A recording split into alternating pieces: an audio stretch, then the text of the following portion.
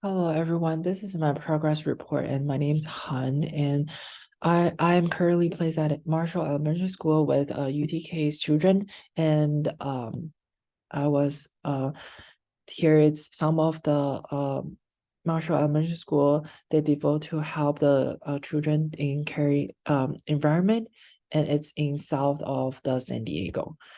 And my research question is how the educators employ nonprofit or art education to provide social emotional support and learning to UTK students in order to better prepare them for the transition from UTK to kindergarten school and enhance students' autonomy skills. So why did I choose this? Because I think personally SEL is crucial and educators must educate themselves in this ability and to pass this knowledge on to the future generation. So my initial research, it's not this. I was investigate how COVID brought the trauma to the student, but however, this is not doable because the student I'm working with are only 4 to 5 years old. So meaning that they don't have directly school experience 3 years ago during pandemic. So there are fundamental information to on how to improve SEL and our education at UTK and elementary school.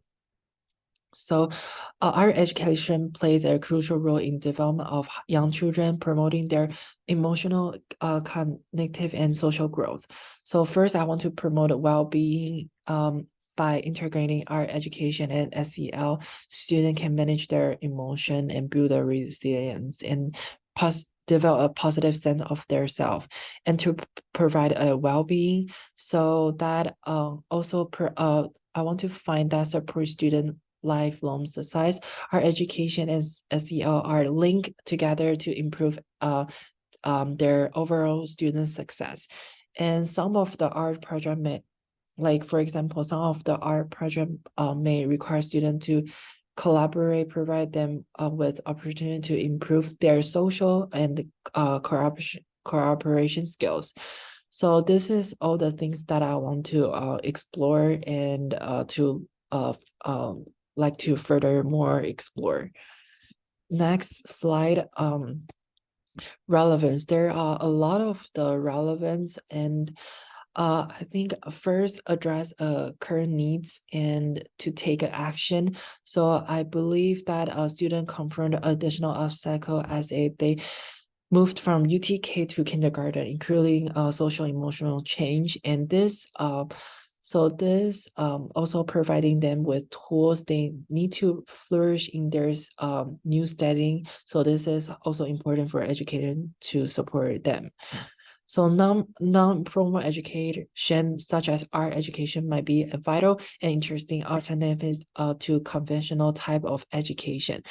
My research investigate the potential of non-formal education to promote UTK students' social, emotional, and well-being. So promoting autonomy skills. Autonomy skills are essential for students when they are in kindergarten and beyond. This research topic investigate the influence of non-formal education in developing the skills and assistant student become more sufficient and confident learner, and also support student achievement. So from prepare UTK children to transition to kindergarten, succeed in future academic and personal effort. So to support my um, research, I have found two articles that is really relevant to my research topic and interest. So the author by Seed proposed developing a multi-tier system of support we call MTSS framework to promote kindergarten kids SEL developing, and the framework consists 3 tiers. So as you can see, read the first it's for intense student at high risk, and second student with some risk factor, and third it's for all students. So the MTSS framework offer a clear systematic method to support kindergarten students some social emotional development, which I can utilize at my starting point of my study. So MTSS is a school-wide strategy for fostering student well-being and academic performance that use data-driven decision-making to connect student needs with appropriate interventions and support. So this concept is relevant to my study, and it might be beneficial as a tool and criteria for educator want to enhance the well-being and academic achievement of their student. Also for me, develop to meet all the needs for all students, so not just most of vulnerable children. And next article that I found that it's really similar to my goals, it's the theory of the action. Its conceptual framework is used by the author defines the causal linkage between various educational system component and intent result. In this purpose of the theory of action is explain how our education may help a student's social emotional development while also improve their academic performance. So as a teacher may like me as a teacher may utilize our education to enhance UTK students' social emotional development by engage them in activity that stimulate emotional expression. So we can use some of the art activity to do in this research. Lastly, I may give comment and assistance to the kid reinforce the link between their artwork and their mental well-being. So this is really relate to my research goal. The theory of action is a systematic method to understand the link between art education and social emotional learning outcome, and it acts a roadmap for future study and practice in this field.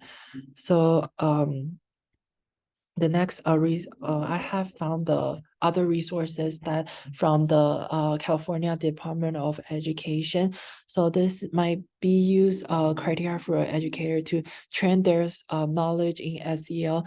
So here there are a lot of the information that educator can boost their knowledge in SEL and to bring it onto the next generation or for the UTK kids in Marshall Elementary. So the graph it's showing that SEL's program is gradually increasing. The government increased support and awareness program propose the emotional learning business. So social SEL learning helps children acquire important soft skills for dealing with emotion and building positive connection with peers in school, in the society. So we can look at this chart. We can see that 2023 it's lower than 2019, but it will go more higher in the future. So this is what we expect promoting SEL and also equality for future generation. But we can see that the graph is a little bit not seems equally for in terms of race. So SEL is to provide for all the individual regardless of race or background of different people to make education more equitable. Next slide, the data collection that I will use this mixed method and art-based research.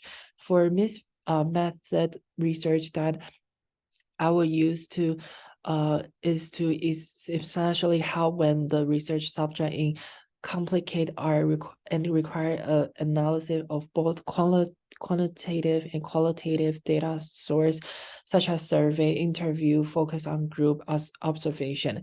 I have generated some research question right now, and I plan to do interview to one of the teacher in UTK teacher, and to see the result right now, and to create a survey, and so I will determine the sort of creative expression I will use, like drawings.